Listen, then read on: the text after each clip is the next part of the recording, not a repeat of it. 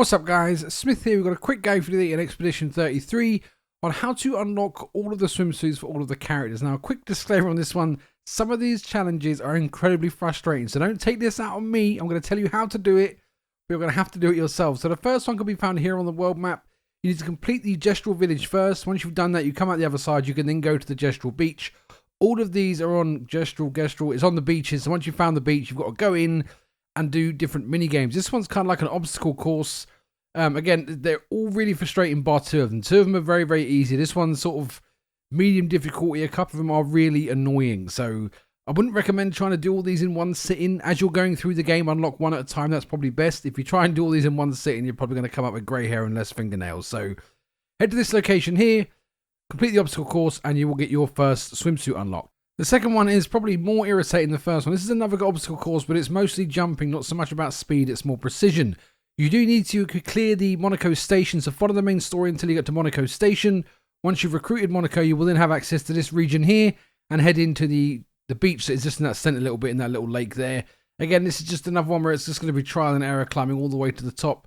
Take your time, don't sprint too much. There will be some parts where you have to sprint, but for the most part, try and take your time. Again, this one took me, it's probably about 45 minutes. It was long and it was frustrating and not a ton of fun.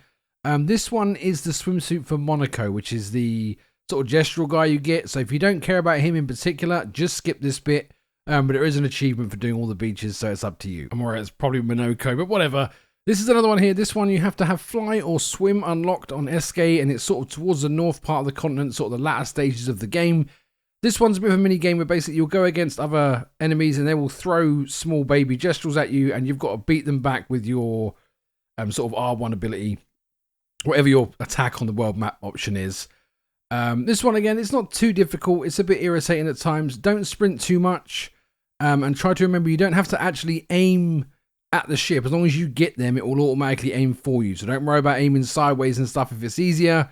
Again, just a bit of trial and error. This one's not too bad, maybe 15, 20 attempts and I got there, but finish this one off for your next swimsuit. This next one's probably the easiest of the bunch. It's another obstacle course, but you've got like 38 seconds to do it, and I did it first try. It's really not difficult. It's just jumping. So you shouldn't have too many issues with this one.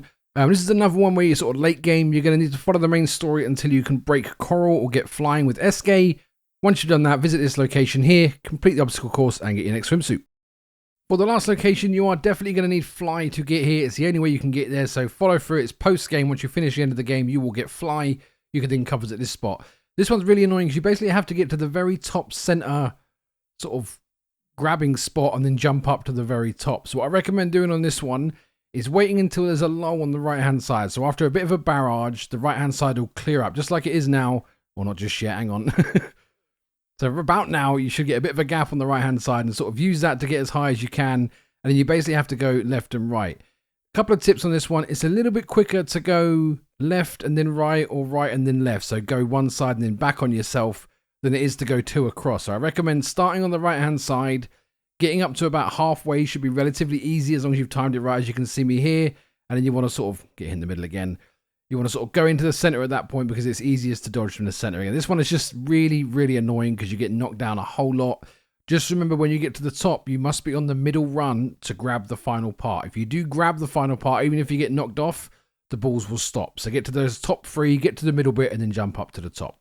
So it's nice and quick, nice and easy. Get when you get back to the game. If we helped you out today, do like, subscribe, I do appreciate it. And I'll see you in the next one. Take care now.